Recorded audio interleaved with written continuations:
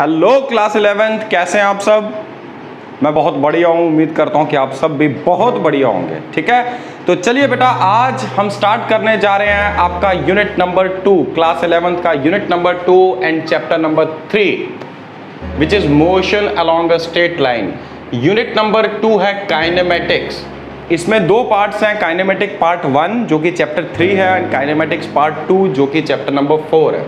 फिलहाल हमने स्टार्ट किया है kinematics part 1 that is chapter number 3 which is motion along a straight line. अब हम मोशन स्टडी करने जा रहे हैं। कुछ हद तक ये चीज़ें बेसिक, इसकी इंट्रोडक्शन आपको क्लास 9th में भी दे दी गई थी। जो 9th में पढ़ा था वही चीज़ें अब हम दोबारा पढ़ेंगे, थोड़ा सा डेप्थ में पढ़ेंगे, थोड़ा सा आगे बढ़ेंगे उससे। ठीक है, तो चलिए बेटा क्विकली स्टार्ट करते हैं आज का चैप्टर हम। सबसे पहले बेटा, मैंने फर्स्ट लेक्चर में भी आपको बताया था, फिजिक्स की कुछ फंडामेंटल ब्रांचेस में से एक ब्रांच है mechanics. What is mechanics? Mechanics is that branch of physics in which we deal with the study of motion. एक ऐसी ब्रांच ऑफ फिजिक्स जिसमें हम मोशन को स्टडी करते हैं, motion of material objects. Motion of light, motion of energy mechanics में study नहीं होती, but motion of material objects को हम स्टडी करते हैं किसमें? मैकेनिक्स में। मैकेनिक्स को आगे फर्दर दो पार्ट्स में डिवाइड किया गया, दो ब्रांचेस में, kinematics and dynamics. Kinematics is that branch of physics in which we study, it is study of motion, study of motion. जैसा मैंने कहा मैकेनिक्स में हम मोशन स्टडी करते हैं, motion of material objects, but without taking into account the cause of motion. कारण पे नहीं हम जाते, विदाउट taking into account या without considering the cause of motion, without taking into account the cause of motion। किसने force लगाई, कैसी force लगाई, एनर्जी कहाँ से आई, वर्क किसने किया, ये सब चीज़ें यहाँ पे हम डील नहीं करें। हम सिंपली मोशन स्टडी करेंगे without taking into account the cause of motion. Show cause of motion को हम कंसिडर ना करते हुए जब हम सिंपली मोशन को स्टडी करें, फोर्स लगाने वाला एजेंट, एक्सेलरेशन किस फोर्स की वजह से आ रही है, वो चीज़ें हम यहाँ पे स्टडी नहीं करते, that is called as kinematics. तो ये दो चैप्टर 3 और 4 काइनेमेटिक्स से हैं। उसके बाद आगे डायनेमिक्स के चैप्टर्स हैं, लॉज ऑफ मोशन जिसमें फोर्स किसने अप्लाई की, उसके बाद वर्क एनर्जी से डील करेंगे, वो सब डायनेमिक्स का पार्ट है। फिलहाल हम स्टार्ट करने जा रहे हैं काइनेमेटिक्स। और क्लास 11th में ज़्यादातर चैप्टर आपके मैकेनिक्स पे बेस्ड हैं, तो हम मैकेनिक्स ही पढ़ेंगे पूरी की पूरी क्लास 11th में। आप ऐसा समझ लीजिए कि ज़्यादातर पार्ट हम मैकेनिक्स का पढ़ेंगे, थोड़ा बहुत थर्मोडायनेमिक्स, केटीजी वगैरह पढ़ेंगे, बाकी मेनली हम मैकेनिक्स ही पढ़ने वाले हैं। एनीवे, फिलहाल हम स्टार्ट करने जा रहे हैं काइनेमेटिक्स। इसमें हमने कहा without taking into account the cause of motion. तो मोशन को स्टडी करने के लिए हम यहाँ पे डिस्टेंस क्या होता है, डिस्प्लेसमेंट क्या है, velocity, distance, rate of change of distance with respect to time is called as speed, rate of change of displacement with respect to time is called as velocity. तो distance, displacement, speed, velocity and acceleration, इन चीज़ों से हम deal करेंगे, इससे आगे हम नहीं बढ़ेंगे। एक्सेलरेशन तभी आती है किसी बॉडी पे जब कोई फोर्स लगाए। आपने फॉर्मूला पढ़ा हुआ है, force is equal to mass into acceleration. लेकिन यहाँ फोर्सेस को कंसिडर नहीं करेंगे कि फोर्स किसने लगाई, कितनी लगाई, हम उन चीज़ों पे नहीं जाने वाले। हम सिंपली क्या स्टडी करेंगे, displacement, velocity, distance, speed and acceleration only. यहाँ तक हम लिमिटेड रहेंगे काइनेमेटिक्स के अंदर, राइट। चलिए वन बाय वन हम स्टार्ट करते हैं ये सारी चीज़ें। सबसे पहली टर्म जो हमारे लिए इंपॉर्टेंट है दैट इज मोशन, और दूसरा है rest, state of rest, state of motion क्या चीज है। सो सबसे पहले अगर मैं मोशन की बात करूं, व्हेनेवर अ बॉडी या whenever position of a body, whenever position of a body changes, जब बॉडी की पोजीशन बदले, चेंजेस किसके रिस्पेक्ट में, with respect to surroundings, surroundings के रिस्पेक्ट में अगर बॉडी की पोजीशन बदले तो हम बोलते हैं बॉडी मोशन में। And with respect to time also, with respect to time. ठीक है, कि अगर मैं अभी यहाँ पे खड़ा हूँ, इस वॉल से मेरा डिस्टेंस है लेटर से 1 फीट, थोड़ी देर के बाद ये डिस्टेंस हो गया 2 फीट, तो सराउंडिंग के रिस्पेक्ट में मेरी पोजीशन बदली। हाँ, जब यहाँ पे था तो घड़ी पे सुई कहीं और थी, टाइम कुछ और रीड कर रही थी घड़ी, जब यहाँ पहुँचा तो टाइम बदल चुका होगा, मे बी 1 सेकेंड लगा, मे बी हाफ सेकेंड लगा, कुछ भी लगा, बट टाइम तो चेंज हुआ ना। तो with respect to time, with respect to surrounding, अगर किसी बॉडी की पोजीशन बदल रही है, we say that the body is in the state of motion, right. तो आई होप आपको स्टेट ऑफ मोशन समझ आया होगा, पहले से भी जानते होंगे। So whenever position of a body changes with respect to time, with respect to surroundings, we say that the body is in a state of motion. वैसे ही आप रेस्ट को खुद एक्सप्लेन कर पाएंगे, whenever the position does not change, whenever the position of a body does not change with respect to surrounding, with respect to time, body is said to be in a state of rest. तो motion अगर explain कर दिया तो यहाँ पे rest को explain करना easy है। Position does not change, does not change, change की जगह क्या आ जाएगा, does not change with respect to time, with respect to surroundings. अगर मैं यहाँ खड़ा हूँ, इस वॉल से मेरा डिस्टेंस 1 फीट है, इस वॉल से मेरा डिस्टेंस 5 फीट है, इस वॉल से मेरा डिस्टेंस 2 फीट है, तो थोड़ी देर के बाद देखा फिर भी ये डिस्टेंसेस सेम थे, 1 फीट, 5 फीट एंड 2 फीट ही रहे। घड़ी की सुई आगे बढ़ती गई, टाइम बदलता गया, ना टाइम के रिस्पेक्ट में पोजीशन बदली, ना सराउंडिंग के रिस्पेक्ट में, तो मैं बोलूँगा कि मैं स्टेट ऑफ रेस्ट में हूँ, मैं यहाँ रेस्ट में खड़ा हूँ। तो कोई भी बॉडी जिसकी पोजीशन ना बदले उसे हम बोलते हैं रेस्ट। तो रेस्ट और मोशन आपको ऑलरेडी पता होंगे, आई होप अभी फिर से क्लियर हो गए होंगे। वैसे डायनेमिक्स को भी अगर आपने डिफाइन करना हो तो यहाँ विदाउट टेकिंग इनटू अकाउंट है, तो विदाउट हटा देना, taking into account the causes of motion also, तो उसे हम डायनेमिक्स कहेंगे।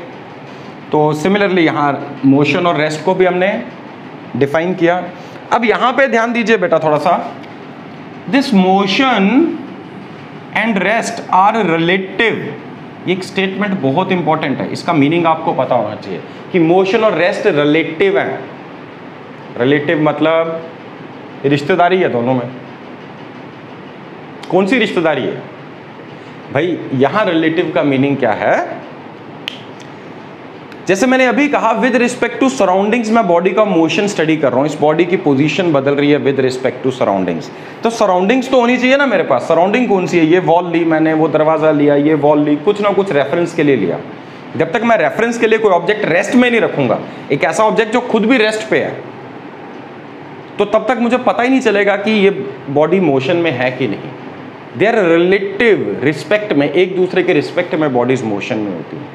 फॉर एग्जाम्पल, एक ट्रेन में दो लोग ट्रेवल कर रहे हैं, वो एक ही ट्रेन में बैठे हैं, आमने सामने बैठे हैं या सेम सीट पे बैठे हैं, वो एक दूसरे के रिस्पेक्ट में रेस्ट में, वो दोनों साथ में बैठे हैं, तो इनकी पोजीशन नहीं बदल रही, ये दोनों लोग ट्रेन में बैठे और इकट्ठा ट्रेवल कर रहे हैं, तो एक दूसरे के रिस्पेक्ट में इनका डिस्टेंस एक दूसरे के रिस्पेक्ट में नहीं बदल रहा, एक दूसरे के रिस्पेक्ट में पोजीशन नहीं बदल रही, तो दोनों एक दूसरे के रिस्पेक्ट में रेस्ट में है।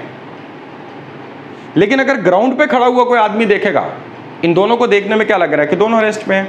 ग्राउंड पे खड़ा हुआ कोई आदमी देखेगा तो उसको लगेगा दोनों मोशन में, ट्रेन भी मोशन में है, ट्रेन में बैठे हुए दोनों लोग भी मोशन में है। So motion and rest are relative. जब तक कोई ऑब्जेक्ट आपके पास रेफरेंस में ना हो जो कि रेस्ट में है, तो आपको पता ही नहीं चलेगा बॉडी मोशन में है कि नहीं। जैसे ट्रेन में बैठे हुए दोनों लोगों को लग रहा है नहीं वो मोशन में नहीं, अगर वो एक दूसरे को देख रहे हैं तो उनको लग रहा है वो एक ही जगह पे बैठे हुए हैं दोनों। सो दे आर रिलेटिव। तो मोशन को स्टडी करने के लिए हमें कोई ना कोई रेफरेंस ऑब्जेक्ट चाहिए होता है जो कि रेस्ट पे हो। एक और एग्जांपल लेते हैं, मैं यहां पे खड़ा हूं still, whether I am in a state of rest और मोशन, आप में से सबका आंसर होगा रेस्ट। बट ध्यान दीजिएगा, मैं कहां पे खड़ा हूं, अर्थ पे। क्या अर्थ रेस्ट पे है या सन के अराउंड रिवॉल्व कर रही है और बहुत हाई स्पीड से रोटेट भी कर रही है, बहुत ज़्यादा स्पीड है इसके सरफेस की रोटेशनल स्पीड, आप डिटर्मिन करके देख सकते हैं। अर्थ का जो रेडियस है r, इसकी वैल्यू है 6.4 × 10⁻6 मीटर और टाइम पीरियड ऑफ रोटेशन है 24 आवर। आप इसको चाहें तो सेकंड में कन्वर्ट कर सकते हैं। तो कितनी स्पीड ऑफ रोटेशन होगी, सरफेस एक रोटेशन के अंदर कितना डिस्टेंस ट्रेवल करेगा, 2πr/T करके। आपके लिए ये एक एक्टिविटी है, आप डिटर्मिन करके ये वीडियो देखने के बाद मुझे बताएंगे कि अर्थ के सरफेस की रोटेशनल स्पीड कितनी है, रोटेशनल स्पीड। और सिर्फ रोटेशनल स्पीड की बात नहीं करेंगे, हम देखेंगे अर्थ रिवॉल्व भी कर रही है सन के अराउंड। तो अगर मैं सन के रिस्पेक्ट में देखूं, मून के रिस्पेक्ट में देखूं, तो चाहे मैं यहां स्टिल खड़ा हूं, स्टिल मैं मोशन में। लेकिन अगर इमीडिएट सराउंडिंग्स के रिस्पेक्ट में देखेंगे तो मैं मोशन रेस्ट में हूं। खैर, अब किसके रिस्पेक्ट में हम देखेंगे ये हम कॉमन सेंस से समझ जाते हैं कि अगर आपको यहां अर्थ के सरफेस पे किसी बॉडी का मोशन मेजर करना है, स्टडी करना है, तो आप सन को कभी रेफरेंस लेंगे ही नहीं। आप अर्थ के सरफेस पे ही किसी पेड़ को रेफरेंस ले लेंगे, किसी बिल्डिंग को रेफरेंस ले लेंगे, किसी फिक्स्ड पॉइंट को रेफरेंस लेंगे और तो ही आप स्टडी कर पाएंगे इस बॉडी का motion, isn't it? Got it? So rest and motion are always relative, there is no absolute motion, there is no absolute rest. जैसे मैं यहाँ रेस्ट में हूँ, मून के रिस्पेक्ट में मोशन में हूँ, सन के रिस्पेक्ट में कुछ सैटेलाइट रिवॉल्व कर रही है अर्थ का राउंड, स्पेस स्टेशन में कुछ साइंटिस्ट बैठे हैं तो उनके रिस्पेक्ट में मैं मोशन में हूँ, ठीक है? आप लोग घरों में डीटीएच यूज़ करते हैं, हम सब लोग डीटीएच में टीवी सिग्नल्स जो हम कनेक्शन ले रहे हैं वो ट्रांसमिशन वो कहाँ से आ रहा है? डायरेक्ट सैटेलाइट से। हमने अपने घर पे डिश लगाया है, वो सीधा किससे कनेक्टेड है? सैटेलाइट से। तो ऐसी सैटेलाइट्स जो डीटीएच के लिए और बाकी कम्युनिकेशंस के लिए इस्तेमाल की जाती हैं, ऐसी सैटेलाइट्स को हम बोलते हैं जियो स्टेशनरी सैटेलाइट्स, जो कि हम दोबारा पढ़ेंगे ग्रेविटेशनल चैप्टर में। जियो स्टेशनरी सैटेलाइट मतलब जो जियो के हिसाब से, अर्थ के हिसाब से स्टेशनरी है। क्या सैटेलाइट कभी स्टेशनरी होगी? स्टेशनरी होगी तो वो नीचे गिर जाएगी। वो लगातार रिवॉल्व कर रही है। जो अर्थ की ग्रेविटेशनल पुल है उसको बैलेंस कर रही है सेंट्रीफ्यूगल फोर्स। आपने पढ़ा होगा सेंट्रीपिटल, सेंट्रीफ्यूगल। सेंट्रीपिटल फोर्स वो है जब भी कोई बॉडी सर्कल में रिवॉल्व करती है उसमें सेंटर की तरफ एक फोर्स एक्ट करती है, दैट इज सेंट्रीपिटल। और एक फोर्स होती है जो सेंटर से अवे एक्ट करती है, इनकी डिटेल्स मैं डिस्कस करूंगा लॉज ऑफ मोशन में, उसे हम बोलते हैं सेंट्रीफ्यूगल। तो बाहर को एक फोर्स एक्ट कर रही है। अब सेंट्रीपिटल का रोल कोई भी प्ले कर सकता है। जैसे सैटेलाइट रिवॉल्व करे तो उसमें सेंट्रीपिटल फोर्स क्या है? Gravitational force of earth. लेकिन एक सेंट्रीफ्यूगल भी है। सेंट्रीफ्यूगल तभी आएगी जब ये मोशन में होगी। अगर मोशन में होगी तो सेंट्रीफ्यूगल वेट को बैलेंस करेगी और सैटेलाइट अपने ऑर्बिट में रिवॉल्व करेगी। अगर स्टैटिक होगी तो सेंट्रीफ्यूगल नहीं होगी, वेट तो अब भी है। हाँ, वेट को अब सेंट्रीपिटल नहीं कहेंगे, बट वो वेट सीधा उसको खींच के अर्थ की तरफ ले आएगा। एनीवे, वो सैटेलाइट मूव तो कर रही है बट हमारे रिस्पेक्ट में स्टेशनरी है। अगर स्टेशनरी ना होती तो डेली आपको उठ के अपने डिश की ओरिएंटेशन, डिश एंटीना की ओरिएंटेशन बदलनी पड़ती। बट ऐसा हम नहीं करते क्योंकि हमारे रिस्पेक्ट में वो सैटेलाइट स्टेशनरी है, बट प्रैक्टिकली वो मूव कर रही है कि नहीं। तो ये हमेशा डिपेंड करता है, किसी बॉडी का मोशन स्टडी करें तो किसके रिस्पेक्ट में देख रहे हैं। किसी एक ऑब्जेक्ट के रिस्पेक्ट में वो मोशन में हो सकता है और दूसरे के रिस्पेक्ट में वो रेस्ट पे भी हो सकता है। अगर एक आदमी प्लेटफॉर्म पे खड़ा और एक ट्रेन में जा रहा है, तो प्लेटफॉर्म पे खड़े हुए आदमी के लिए मान लीजिए ट्रेन की स्पीड है, let us take an example 5 metre पर सेकेंड। तो इसकी स्पीड इसके रिस्पेक्ट में 5 मीटर पर सेकेंड है, और इसकी अगर वेलोसिटी कहूँ, स्पीड नहीं कहूँगा, वेलोसिटी, क्योंकि वेलोसिटी एक वेक्टर है, इसकी वेलोसिटी इसके रिस्पेक्ट में 5 मीटर पर सेकेंड है। लेकिन जब ये देखेगा इसको तो इसको लगेगा ये आदमी पीछे जा रहा है, इसको लगेगा ये रेस्ट पे और ये आदमी प्लेटफॉर्म वाला पीछे जा रहा है। तो इसके रिस्पेक्ट में इसकी वेलोसिटी -5 मीटर पर सेकेंड होगी, क्योंकि उसकी डायरेक्शन ऑपोजिट होगी। तो डिपेंड करता है आप रेफरेंस किसको ले रहे हैं। So this is the meaning of this statement, rest and motion are always relative. हमेशा कंपेरेटिव है, एक दूसरे से कंपेयर करके हम बता सकते हैं। मोशन तभी कहा जा सकता है जब कोई दूसरा रेफरेंस रेस्ट पे हो, ठीक है। तो किसके रिस्पेक्ट में देख रहे हैं तभी, तो इसके लिए रेफरेंस इंपॉर्टेंट है कि किसका रेफरेंस हम लेकर चल रहे हैं, ठीक है। तो चलिए इसके बाद हम डिस्कस करेंगे फ्रेम ऑफ रेफरेंस भी। तो सबसे पहले बात करते हैं what is frame of reference. Frame of reference, again जिसको हम रेफरेंस ले रहे हैं, frame of reference. What is frame of reference? Frame of reference is a set of 3 mutually perpendicular axes fitted with a clock used to study the motion.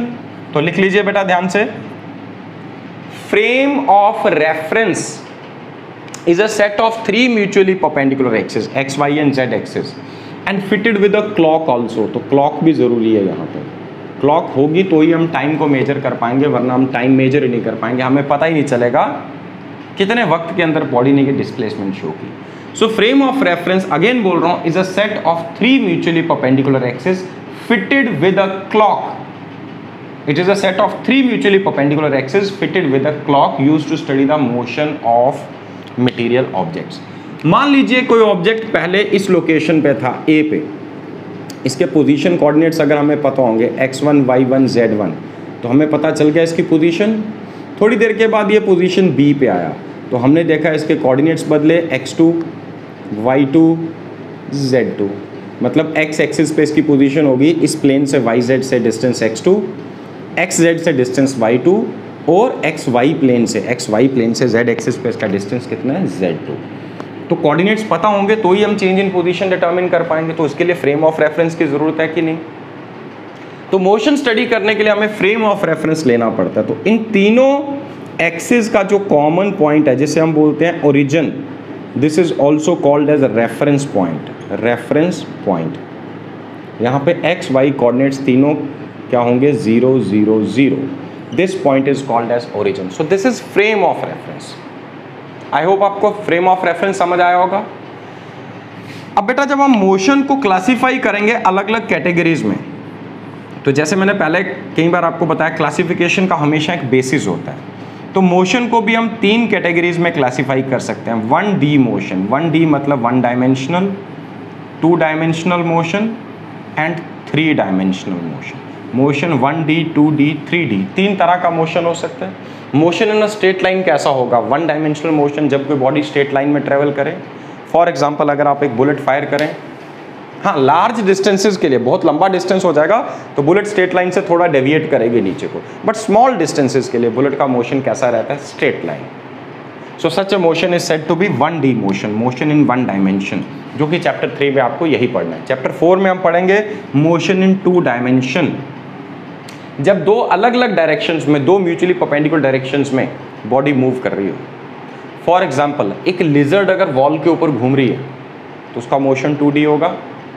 एक snake अगर floor के ऊपर crawl कर रहा है तो उसका मोशन 2D होगा। जब तक मैं एक ही फ्लोर के ऊपर घूम रहा हूं तो मेरा मोशन भी 2D है। जब तक मैं एक ही फ्लोर पे घूम रहा हूं मेरा मोशन भी कैसा है, 2 dimensional motion.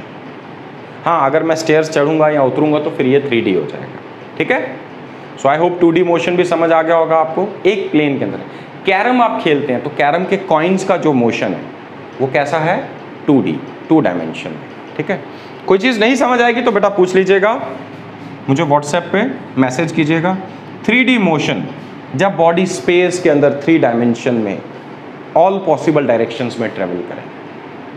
For example motion of a flying kite, aeroplane, all these are examples of 3 dimensional motion. Day to day life में हमारा मोशन भी 3D है। हम कभी ऊपर जाते हैं, कभी नीचे, कभी लेफ्ट, कभी राइट, तो हम तीनों डायमेंशन के अलॉन्ग ट्रेवल कर रहे हैं। तो 3D मोशन आपको स्टडी नहीं करना है इस क्लास में, 1D और 2D स्टडी करना है। 1D स्टडी करने के बाद जब आप 2D स्टडी करेंगे तो जिस तरह के लॉजिक आप अप्लाई करेंगे तो तब आप सेल्फ सफिशिएंट होंगे कि अगर आपको 3D भी स्टडी करना पड़े तो आप कंफर्टेबली कर पाएंगे। यहाँ हम वेक्टर्स के कंसेप्ट भी यूज करने जा रहे हैं। तो जब 2D में अप्लाई कर लेंगे तो 3D में ऑटोमेटिकली वो अप्लाई हो ही जाएगा, राइट। बट 3D के ऊपर कोई स्पेसिफिक चैप्टर नहीं है इस क्लास में आपका। सो 1D और 2D हमें स्टडी करना है। अब याद रखिएगा 1D के लिए जो फ्रेम ऑफ रेफरेंस हम लेते हैं उसमें तीनों एक्सिस की जरूरत ही नहीं है। जब एक ही डायरेक्शन में बॉडी ट्रेवल कर रही है तो अकेला एक्स एक्सिस वाला फ्रेम ऑफ रेफरेंस सफिशिएंट है। तो फ्रेम ऑफ रेफरेंस में भी एक ही एक्सिस लेंगे। जब 2D का मोशन होगा तो फ्रेम ऑफ रेफरेंस कैसा लेंगे, एक्स एक्सिस और वाई एक्सिस, 2 एक्सिस ले लेंगे, या एक्स और जेड या वाई और जेड। जब 3D होगा तो इन तीनों की जरूरत पड़ेगी। तो ज़्यादा से ज़्यादा 3 ही म्यूचुअली परपेंडिकुलर एक्सिस पॉसिबल है। ठीक है, सो आपको फ्रेम ऑफ रेफरेंस क्लियर हो गया, motion 1D, 2D, 3D clear हो गया। आज बेटा आपसे बेसिक्स ही डिस्कस करने जा रहा हूँ, ज़्यादा डिटेल्स में नहीं जाएंगे, वो हम अगली क्लास में करेंगे। लेकिन ये बेसिक्स बहुत इंपॉर्टेंट है तो इसको ध्यान से समझिएगा। अब एक चीज़ और, ये फ्रेम ऑफ रेफरेंस भी 2 तरह का होता है। एक होता है बेटा इनर्शियल फ्रेम ऑफ रेफरेंस, ध्यान से समझिएगा, बिल्कुल बेसिक है, कॉम्पिटिटिव एग्जाम्स में क्वेश्चन आते हैं इसके बेसिस पे। और दूसरा होता है इनर्शियल और दूसरा होता है नॉन इनर्शियल। नॉन इनर्शियल, हालांकि ज़्यादातर बुक्स में ये लॉज ऑफ मोशन में होगा, बट चूंकि फ्रेम ऑफ रेफरेंस हम डिस्कस कर ही रहे हैं तो क्यों ना इनर्शियल और नॉन इनर्शियल को हम साथ ही साथ डिस्कस करते हुए चलें। इनर्शियल फ्रेम ऑफ रेफरेंस क्या है और non inertial frame of reference क्या है। Inertial frame of reference is that frame of reference where Newton's laws of motion, कौन से लॉज, 3 लॉज ऑफ मोशन याद होंगे आपको, first law, second law, third law, they hold good और they are applicable. जहां Newton के laws of motion they hold good या they are applicable. आप ऐसे फ्रेम में खड़े हैं कि जहां पे न्यूटन के लॉज एप्लीकेबल हैं। क्विकली शॉर्टकट में डिस्कस करते हैं न्यूटन के लॉज। पहले फर्स्ट लॉ पे आते हैं बेटा। What is first law? First law को हम लॉ ऑफ इनर्शिया भी कहते हैं। तो यहाँ दो चीज़ें आपके सामने आएंगी, एक फोर्स का कंसेप्ट, एक इनर्शिया का कंसेप्ट। तो ध्यान से समझिएगा ये चीज़। फर्स्ट लॉ ऑफ मोशन कहता है any body remains in its state, any body remains in its state. कौन सी स्टेट? स्टेट ऑफ रेस्ट और मोशन नहीं बेटा, स्टेट ऑफ रेस्ट और, ध्यान से समझना, any body remains in its state, J&K Himachal नहीं, any body remains in its state. कौन सी स्टेट? दो स्टेट्स बेटा, स्टेट ऑफ रेस्ट और uniform motion along the state line. तो ध्यान से सुन लो फिर से, any body remains in its state of rest और uniform motion along the state line until some external force is applied. तो बॉडी अगर रेस्ट पे है तो रेस्ट पे बनी रहेगी जब तक बाहर से फोर्स एक्ट ना करे, एक्सटर्नल फोर्स। कार को अंदर से बैठ के धक्का मारोगे तो कार मोशन में नहीं आएगी, बाहर से धक्का मारोगे, एक्सटर्नल बाहर से फोर्स एक्ट करे तो ही ये बॉडी मोशन में आ सकती है। तो बॉडी रेस्ट में है तो रेस्ट में बनी रहेगी जब तक बाहर से फोर्स एक्ट ना करे, और अगर ये बॉडी मोशन में है तो इसका मोशन यूनिफॉर्म मोशन बना रहेगा, और यूनिफॉर्म भी कैसा? अलोंग स्ट्रेट लाइन, जब तक बाहर से फोर्स एक्ट ना करे। मतलब अगर इसकी वेलोसिटी 5 मीटर पर सेकंड है और आप इस पर कोई फोर्स नहीं अप्लाई कर रहे, बाहर से कोई एक्सटर्नल फोर्स नहीं एक्ट कर रही, या एक्ट कर रही हैं तो सारी फोर्सेस बैलेंस्ड है, अनबैलेंस्ड कोई फोर्स एक्ट नहीं कर रही। बैलेंस का मतलब सबका रिजल्टेंट कितना है? 0। 5 न्यूटन यहाँ से एक्ट की, 5 यहाँ से एक्ट की, तो नेट 0 हो गया। 2 न्यूटन ऊपर से नीचे, 2 न्यूटन नीचे से ऊपर, तो बैलेंस, नेट फोर्स 0। तो अगर net force, net external force 0 है बॉडी पे, तो यहाँ तो बॉडी रेस्ट में रहेगी, और अगर मोशन में होगी तो मोशन कैसा? Uniform motion along straight line. 5 metre पर सेकंड है तो 5 मीटर पर सेकंड ही बना रहेगा और स्ट्रेट लाइन के अलोंग। अगर 5 मीटर पर सेकंड से बढ़ा के आपको मोशन 6, 7, 8 मीटर पर सेकंड पे लेकर जाना, वेलोसिटी बढ़ानी है, तो भी आपको फोर्स लगानी पड़ेगी। कहाँ? In the direction of motion. और अगर 5 मीटर पर सेकंड से कम करना है, इसको यूनिफॉर्म नहीं रहने देना, 5 मीटर से कम करना है, 4, 3, 2, 1 पे लाना है, तो आपको तब भी फोर्स लगानी पड़ेगी। कहाँ? Opposite to motion. ठीक है। और तो और ये भी कहा हमने अलोंग स्ट्रेट लाइन, कि अगर इसको स्ट्रेट लाइन से डेविएट भी करना है तो भी आपको फोर्स लगानी पड़ेगी। अपने आप कोई बॉडी स्ट्रेट लाइन से डेविएट नहीं हो सकती, ये कहता है फर्स्ट लॉ ऑफ मोशन। तभी तो मैंने कहा सर्कुलर मोशन में सेंट्रीपिटल फोर्स चाहिए। ये सेंट्रीपिटल फोर्स वो है जो डायरेक्शन बदलती है। देखो बेटा, अगर बॉडी स्ट्रेट लाइन में, फिर तो मोशन की डायरेक्शन आपको पता चलेगी, बट अगर बॉडी कर्व पाथ पे है तो इसकी डायरेक्शन क्या होगी? जिस पॉइंट पे डायरेक्शन चाहिए उस पॉइंट पे इस पाथ के अलॉन्ग एक टेंजेंट ड्रॉ करो। यहाँ पे इसकी डायरेक्शन ये है, यहाँ पे ये है, यहाँ पे ये है, यहाँ पे ये है, तो डायरेक्शन लगातार इसकी बदल रही है। तो ये डायरेक्शन बदलने का काम भी कोई ना कोई फोर्स कर रही होगी, ऐसी फोर्स को हम सेंट्रीपिटल फोर्स कहते हैं। तो पक्की बात है, अगर कोई बॉडी सर्कल में रिवॉल्व कर रही है, कोई ना कोई फोर्स है जो उसकी डायरेक्शन लगातार बदल रही है, जो सेंटर की तरफ डायरेक्टेड है। That force is called as centripetal force. अगर इलेक्ट्रॉन न्यूक्लियस के अराउंड रिवॉल्व कर रहा है तो इलेक्ट्रॉन पे भी कोई ना कोई फोर्स है जो सेंटर की तरफ डायरेक्टेड है। इलेक्ट्रॉन का चार्ज नेगेटिव, न्यूक्लियस का पॉजिटिव, तो इसको अट्रैक्ट कर रहा है। So that electric force of attraction is playing the role of centripetal force. Moon revolve कर रहा है अर्थ के अराउंड, तो मून पे अर्थ ग्रेविटेशनल पुल एक्सर्ट कर रही है, या कोई भी सैटेलाइट रिवॉल्व कर रही है। In that case gravitational force act as a centripetal force. Direction बदलने के लिए भी फोर्स चाहिए। Got it? एक पत्थर रस्सी में बांध के घुमा रहे हैं, तो जब रस्सी खींचेगी तो रस्सी के अंदर एक रीस्टोरिंग फोर्स आती है, उस फोर्स को हम नाम देते हैं टेंशन। स्ट्रिंग के अलॉन्ग जो रीस्टोरिंग फोर्स है, वापस रस्सी को खींचेंगे तो वो रस्सी आपको वापस खींचेगी अपनी ओर, तो जो रीस्टोरिंग फोर्स है that is called as tension. तो जब पत्थर रस्सी में बांध के घुमा रहे हैं तो वहां पर इस रस्सी के अलॉन्ग एक टेंशन एक्ट कर रही होगी, टेंशन टी, वो सेंट्रीपिटल फोर्स का रोल प्ले करेगी। अगर रस्सी टूट गई तो पत्थर टेंजेंशियली फ्लाई करता है, क्योंकि इस पॉइंट पे इसकी डायरेक्शन ही ये थी टेंजेंशियल, डायरेक्शन बदल नहीं पाएगा अपने आप, टेंशन गायब, तो अब स्ट्रेट लाइन में ये ट्रेवल करेगा। ठीक है, तो ये था first law of motion. Any body remains in its state of rest or uniform motion along a straight line until some external force is applied, unbalanced external force is applied। ठीक है, समझ आइए बात? तो ये था फर्स्ट लॉ। सेकंड लॉ कहता है force is equal to rate of change of momentum, जहां से फॉर्मूला आता था सेकंड लॉ से, force is equal to mass into acceleration. और थर्ड लॉ कहता है to every action there is equal and opposite reaction, कि अगर मेरी बॉडी अर्थ अपनी ओर खींच रही है, ये फोर्स कहाँ एक्ट कर रही है? मेरा वेट फ्लोर पे, तो फ्लोर मुझे उतना ही रिएक्शन दे रहा है। वरना मैं रेस्ट में कभी ना हो पाता। नेट फोर्स 0 होगी। मेरी बॉडी पे दो फोर्सेज हैं, एक अर्थ अपनी ओर खींच रही है, उसकी वजह से फोर्स एक्ट की मेरी बॉडी ने लगाई फ्लोर पे, और फ्लोर ने मुझे उतना ही रिएक्शन दिया। To every action there is equal and opposite reaction. To every action there is equal and opposite reaction. ये चीज आप याद रखिएगा, ये थर्ड लॉ ऑफ मोशन है। एनीवे, ये इनर्शियल नॉन इनर्शियल को समझने के लिए हम फर्स्ट ही अप्लाई करते हैं। तो inertial frame of reference where Newton's laws of motion hold good. तो ये कैसा फ्रेम ऑफ रेफरेंस है? This is a frame of reference attached to a body, attached to a body. Frame of reference किस body से जुड़ा हुआ है?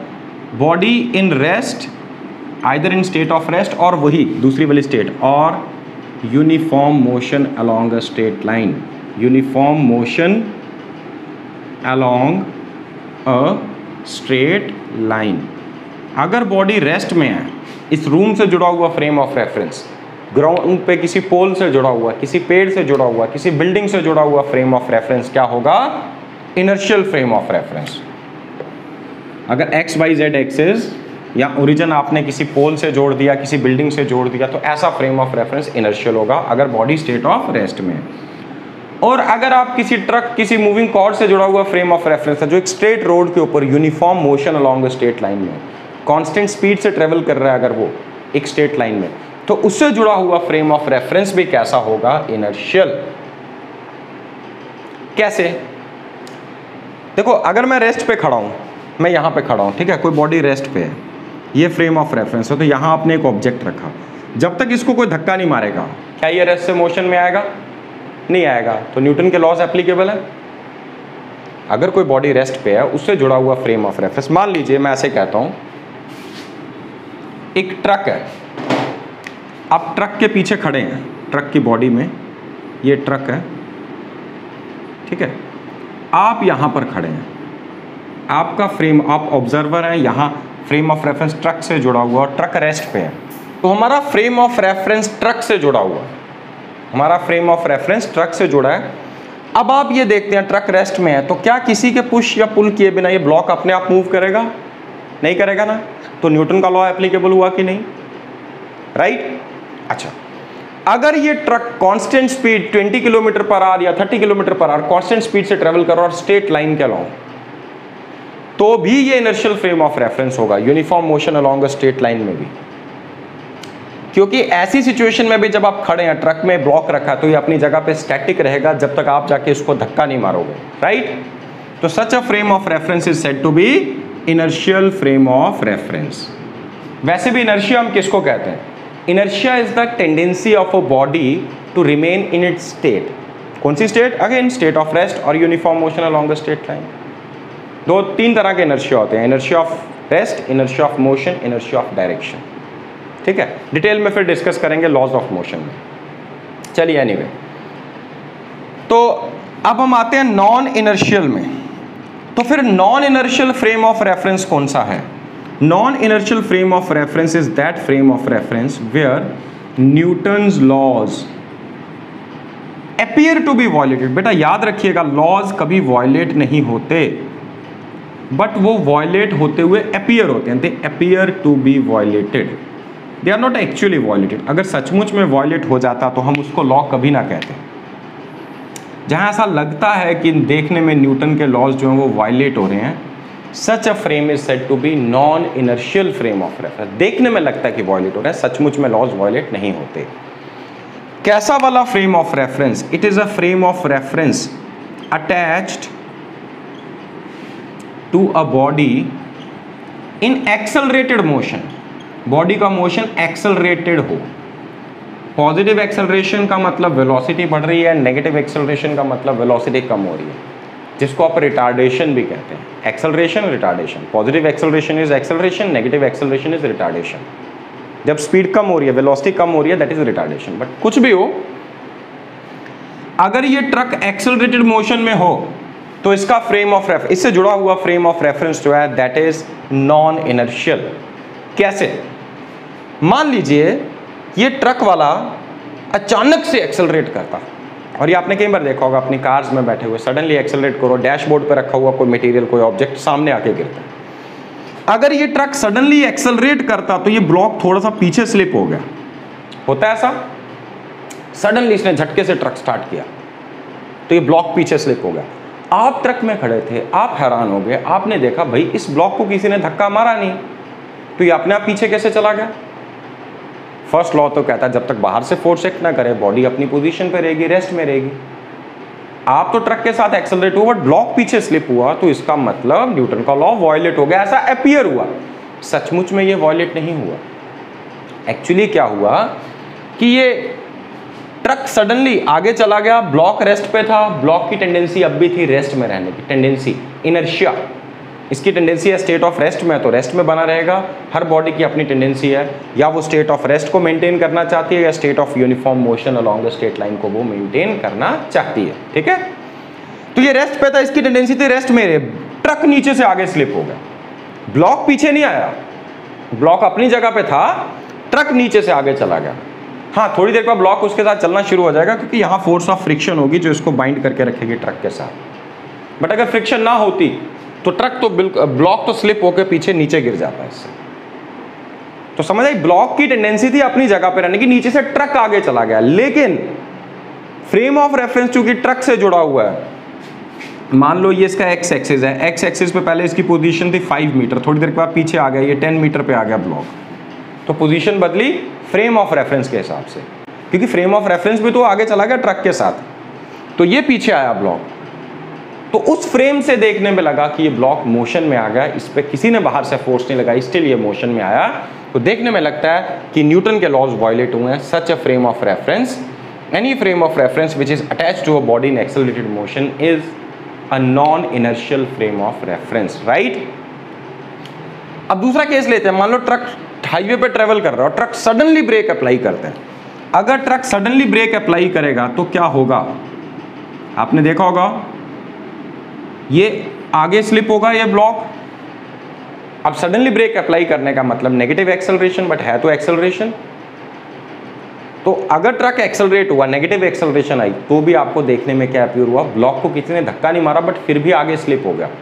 तो न्यूटन के laws appear to be violated, they are not actually violated. Actually क्या हुआ, ट्रक की स्पीड थी 40 किलोमीटर पर आवर, ब्लॉक की स्पीड भी थी 40, ट्रक ने अचानक से स्पीड कम कर दी, 40 से आ गया 20 पे, बट ब्लॉक की टेंडेंसी थी अभी भी 40 मेंटेन करके रखें, इसलिए ब्लॉक ट्रक के रिस्पेक्ट में आगे स्लिप। ग्राउंड पे खड़े हुए आदमी को नहीं लगेगा, अगर यही ब्लॉक कोई ग्राउंड पे खड़ा हुआ आदमी देख रहा तो उसको नहीं लगेगा कि लॉज वायलेट हुए। ग्राउंड पे खड़े हुए को क्या देखेगा, इस केस में ट्रक तेज चल रहा था, ट्रक और ब्लॉक इकट्ठे चल रहे थे दोनों, ये ट्रक है और ये ब्लॉक है, दोनों इकट्ठे चल रहे थे, ट्रक ने अचानक स्पीड कम कर दी लेकिन ब्लॉक की टेंडेंसी वही थी, इसलिए ब्लॉक आगे स्लिप हो गया। या पहला केस जो मैं लेता, ट्रक अचानक से मोशन में आ गया तो ब्लॉक अभी रेस्ट में ही रहने की कोशिश कर रहा था, इसलिए पीछे स्लिप हुआ। तो ग्राउंड पे खड़े हुए आदमी से जुड़ा हुआ फ्रेम ऑफ रेफरेंस इनर्शियल है, इस मूविंग ट्रक में जब इसका मोशन एक्सेलरेटेड है तो इससे जुड़ा हुआ frame of reference non inertial है। इवन स्ट्रेट लाइन से भी अगर कोई बॉडी डेविएट करे तो वेलोसिटी बदलती है, चाहे मैग्नीट्यूड कांस्टेंट हो, क्योंकि वेलोसिटी एक वेक्टर क्वांटिटी है, तो तब भी एक्सेलरेशन आती है। हमने वेक्टर्स में डिस्कस किया change in velocity of the tip of a second hand, minute hand, या कोई बॉडी पहले उसकी डायरेक्शन या थोड़ी देर के बाद ये बदल गई, स्पीड सेम थी but still change in velocity आया, एक्सेलरेशन आया। तो अगर आप किसी सैटेलाइट में घूम रहे हैं तो भी आपसे जुड़ा हुआ frame of reference non inertial है, चाहे उसकी स्पीड कांस्टेंट हो, बिकॉज वहां पे भी सेंट्रीपिटल फोर्स एक्ट कर रही है, सेंट्रीपिटल एक्सेलरेशन एक्ट कर रही है। So any frame of reference attached to a body in accelerated motion is said to be non-inertial. In such a frame of reference, Newton's laws appear to be violated. और inertial हम जब भी study करेंगे इसको inertial में study करेंगे, आगे चल के non-inertial भी हम डिस्कस करेंगे, ऐसी बात नहीं है। Where Newton's laws hold good, any frame of reference attached to a body either in a state of rest or uniform motion along a straight line, such a frame of reference is said to be inertial frame of reference. तो ये बहुत important है, नहीं समझ आएगा तो फिर पूछ लीजिएगा। अब हम आगे बढ़ते हैं बेटा, तो इस चैप्टर में आपको पढ़ना है motion in a straight line. तो मोशन को मैंने क्लासिफाई किया 3 कैटेगरीज में, motion in 1D, 2D, 3D। लेकिन एक क्लासिफिकेशन और है बेटा मोशन की, मोशन फंडामेंटली कितनी तरह का हो सकता है? मोशन 3 तरह का हो सकता है बेटा। ट्रांसलेटरी, जो कि आप इन दोनों चैप्टर्स में पढ़ेंगे। उसके बाद दूसरा मोशन हो सकता है बेटा रोटेटरी, या इसको आप सर्कुलर भी कह सकते हैं। और तीसरा जो मोशन है वो हो सकता है वाइब्रेटरी, जो इस क्लास में आपका लास्ट यूनिट होगा। वाइब्रेटरी, इसे हम ऑसिलेटरी भी कहते हैं, वाइब्रेटरी और ऑसिलेटरी। तो ओवरऑल 3 तरह का मोशन पॉसिबल है। ये तीनों आप क्लास 11th में स्टडी करेंगे, ट्रांसलेटरी भी, रोटेटरी भी और वाइब्रेटरी भी। क्या होता है translatory motion? Translatory motion when v velocity vector of all the constituent particles, हर एक बॉडी सिस्टम ऑफ पार्टिकल्स है, पार्टिकल से मिलकर बनी है, दैट इज कांस्टेंट। जब एक बॉडी इस तरह से ट्रेवल करे कि इसके हर एक पार्टिकल की वेलोसिटी फिक्स्ड हो, ये बॉडी ट्रेवल कर रही है, मान लो इसकी स्पीड है 2 मीटर पर सेकेंड, तो इसके इस पार्टिकल की स्पीड इसकी सबकी 2 मीटर पर सेकेंड होगी। Such a motion is said to be translatory. Rotatory, नाम से तो आपको क्लियर है, जब एक बॉडी रोटेट करे किसी एक्सिस के अबाउट, तो इसमें क्या होता है, एक्सिस वाले पॉइंट रेस्ट पे रहते हैं। बेटा मैं बोर्ड पे नहीं लिख रहा हूं, ध्यान से समझिएगा। Rotatory motion is a motion in which all the constituent particles या all the points on a body execute circular path। सबका पाथ कैसा होगा? Circular, except the particles lying on the axis। कि अगर कोई बॉडी रोटेट कर रही है किसी फिक्स्ड एक्सिस के अबाउट, मान लीजिए ये बॉडी है, ये इस एक्सिस के अबाउट रोटेट कर रही है, इस तरह से गोल गोल घूम रही है, तो इसके सारे कॉन्स्टिट्यूएंट पार्टिकल्स का अपना अपना पाथ कैसा होगा? सर्कुलर। ये ऐसा सर्कल डिस्क्राइब करेगा, ये वाला सर्कल, तो सबका अपना अपना पाथ सर्कुलर है, कोई छोटा सर्कल कोई बड़ा circle, except the particles lying on the axis, ये एक्सिस पे ही बने रहेंगे। Such a motion is said to be rotatory. और वाइब्रेटरी या ऑसिलेटरी में क्या होता है? Particle executes to and fro motion about a fixed mean position. जैसे पेंडुलम का मोशन, गिटार के स्ट्रिंग को वाइब्रेट करें, मेरे ख्याल से ये नाम से भी क्लियर होंगी, ये चीज़ें आपको ऑलरेडी क्लियर होंगी, इसलिए शॉर्टकट में बता रहा हूँ। 3 तरह के motion, translatory, rotatory, vibratory. Rotatory में सबका path circular except the particles lying on the axis. Vibratory oscillatory में हर एक particle to and fro move कर रहा है एक फिक्स्ड पोजीशन के about, such a motion is vibratory. तो ट्रांसलेटरी समझ आ गया होगा आपको, आई होप।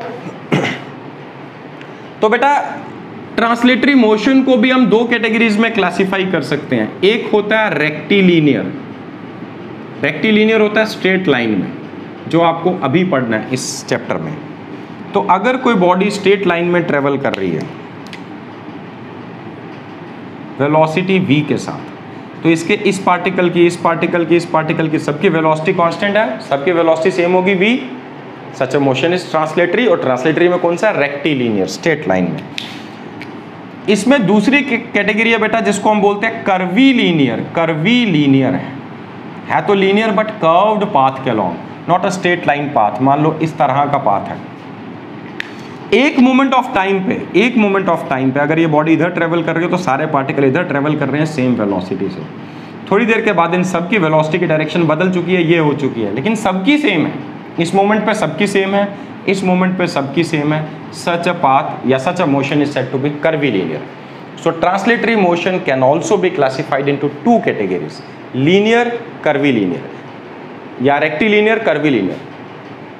रेक्टिलिनियर को कई बार हम सिंपली लीनियर भी कह देते हैं, ठीक है। तो वैसे ट्रांसलेटरी इज लीनियर। लीनियर 2 तरह का है, rectilinear and curvilinear motion. I hope ये चीज़ भी आपको क्लियर हुई होगी। तो बेटा जी ये सब चीज़ें क्लियर करने के बाद थोड़ी सी इंट्रोडक्शन और देकर मैं आज यहीं पे कंक्लूड करूंगा, बाकी हम करेंगे नेक्स्ट क्लास में। अभी तक मैंने आपको वेक्टर्स पढ़ा दिया है, हालांकि एनसीईआरटी में वेक्टर्स आपका नेक्स्ट चैप्टर में होगा, काइनेमेटिक्स का जो 2nd चैप्टर है motion in a plane, but मैं आपको वेक्टर्स ऑलरेडी करा चुका हूँ, वहाँ पे हम डायरेक्टली वेक्टर्स वाले कंसेप्ट को अप्लाई करेंगे, ठीक है। चलिए उसके बाद अब हम जब motion in a straight line को पढ़ने जा रहे हैं तो इस मोशन को भी हम फिर से क्लासिफाई करेंगे। This motion can be classified into 2 categories, uniform and non uniform. Non uniform को हम एक्सेलरेटेड मोशन भी कहते हैं, नॉन यूनिफॉर्म, और इसी को हम एक्सेलरेटेड मोशन भी कह सकते हैं, एक्सेलरेटेड मोशन। ठीक है, दो तरह का मोशन है। जब स्ट्रेट लाइन का मोशन स्टडी करेंगे, आइदर यूनिफॉर्म मोशन और non uniform motion. Uniform motion एक ऐसा मोशन है जिसमें v वेक्टर कांस्टेंट है, वेलोसिटी मैग्नीट्यूड वाइज भी और डायरेक्शन वाइज भी फिक्स्ड है। Such a motion is said to be uniform. ये जो मोशन है ये यूनिफॉर्म नहीं है। अगर यूनिफॉर्म इसे हम यूनिफॉर्म सर्कुलर जरूर कहते हैं, but this is not uniform. यहाँ पे भी 5 मीटर पर सेकेंड, यहाँ पे भी 5 मीटर पर सेकेंड।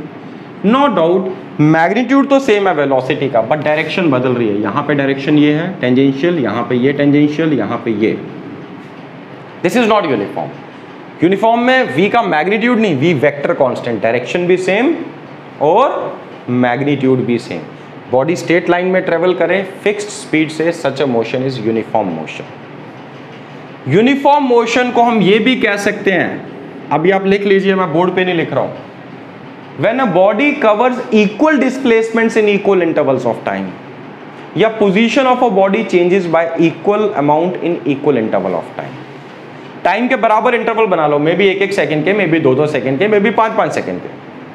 पहले 2 सेकंड में जितना ट्रेवल किया, अगले 2 सेकंड में उतना ट्रेवल किया, अगले 2 सेकंड में भी उतना ट्रेवल किया। Such a motion is said to be uniform. So what is uniform motion? When position of a body changes by equal amount in equal intervals of time, या when a body covers equal displacements in equal intervals of time, right? Non uniform या accelerated motion जिसमें acceleration आ रही हो, ये वो motion है जिसमें v vector is not constant, v vector is not constant, चाहे डायरेक्शन बदले चाहे मैग्नीट्यूड बदले। Such a motion is said to be accelerated motion या फिर नॉन यूनिफॉर्म। अभी वेलोसिटी 5 मीटर पर सेकेंड है, थोड़ी देर के बाद 6 होगी, 7 होगी, तो भी नॉन यूनिफॉर्म है। या 5 से कम होगी तो भी नॉन यूनिफॉर्म है। या मैग्नीट्यूड 5 है, डायरेक्शन बदल गई, तो भी ये मोशन नॉन यूनिफॉर्म या एक्सेलरेटेड मोशन है। तो बेटा इसको अगर डिफाइन करना हो तो कैसे डिफाइन करें? Whenever a body covers unequal displacements in equal intervals of time, ऐसा कह लो, या equal displacements in unequal intervals of time। पहले मैंने कहा unequal displacement in equal interval of time। पहले 2 सेकंड में अलग ट्रेवल किया, अगले 2 सेकंड में अलग डिस्प्लेसमेंट आई, अगले 2 सेकंड में अलग आई, तो मोशन नॉन यूनिफॉर्म है। या equal displacement in unequal intervals of time, पहला 1 मीटर ट्रेवल करने के लिए 1 सेकंड लगा, अगला 1 मीटर ट्रेवल करने के लिए 2 सेकंड लगे, अगला 1 मीटर ट्रेवल करने के लिए 1.5 सेकंड लगा, तो such a motion is again non uniform, जिसमें v वेक्टर कांस्टेंट ना हो, v वेक्टर बदले, चाहे डायरेक्शन बदले चाहे मैग्नीट्यूड बदले।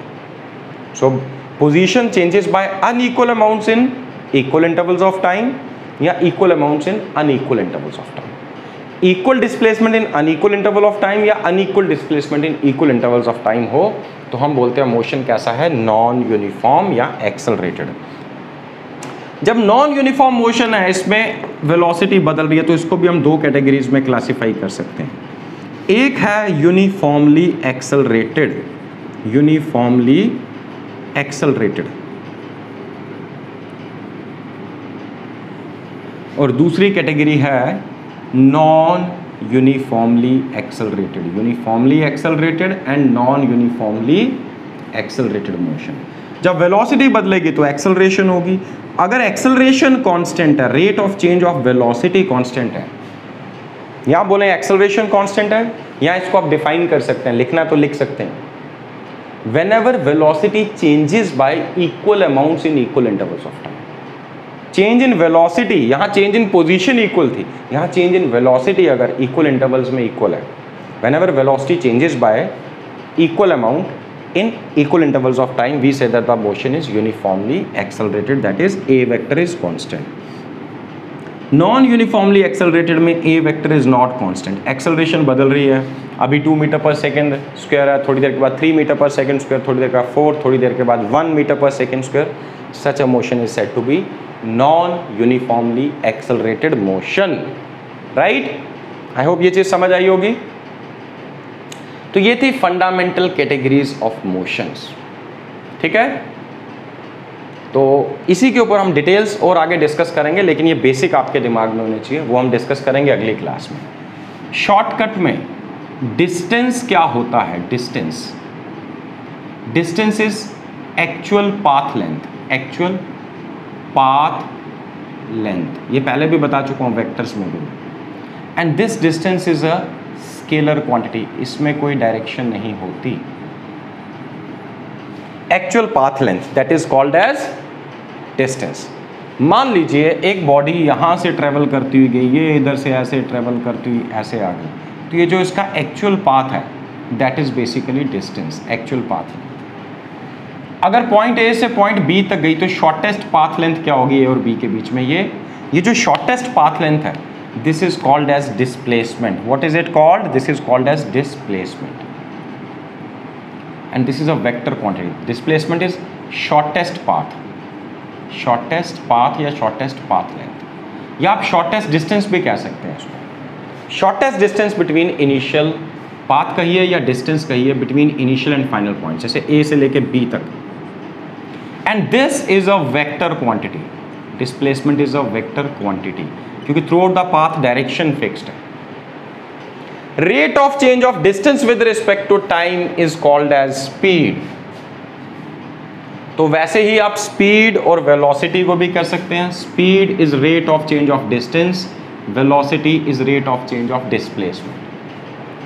चूंकि डिस्टेंस स्केलर है तो स्पीड भी स्केलर होगा, v, rate of change of distance with respect to time. Velocity को भी डिनोट v से करते हैं, but it's a vector quantity, so velocity vector is rate of change of displacement. I hope ये fundamentals हैं, ये तो बिल्कुल आपको पहले से पता होने चाहिए।